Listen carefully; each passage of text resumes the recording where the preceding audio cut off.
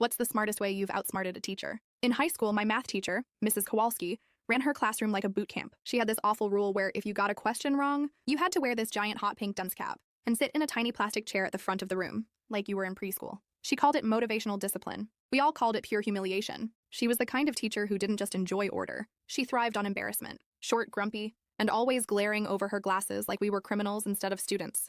That dunce cap sat on her desk like some twisted trophy, and she loved finding excuses to use it. The worst part? She targeted kids she knew were struggling. She'd call on the quiet ones, the ones barely keeping up, toss them some impossible calculus problem we hadn't even covered, and then act all disappointed when they couldn't solve it. Then she'd drag them up to the chair and use them as a cautionary tale for the next 90 minutes. 2 weeks before all this, she did it to my girlfriend, Sarah. Sarah had been having a rough week, and instead of helping, Mrs. Kowalski put her in that chair for the entire class. Sarah cried the whole time. That was the moment I knew I was going to take her down. So when Mrs. Kowalski announced a pop quiz on derivatives and integrals for Thursday, saying that anyone who failed would be publicly reflecting on their effort, I knew this was my shot. What she didn't know was that I'd done my homework in a very different way. My older brother had taken her class years ago, and lucky for me, he'd saved everything. Notes, homework, and most importantly, copies of her old quizzes. Turns out, she reused the same problems every year from this ancient 1980s calculus book. I spent days studying everyone. Thursday rolled around. She passed out the quiz like it was Christmas morning.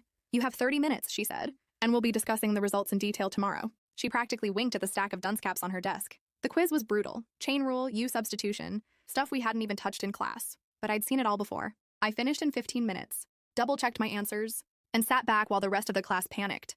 The next day, chaos. She marched in with the graded papers and the dreaded cap. Started calling out names. Lena, 26%.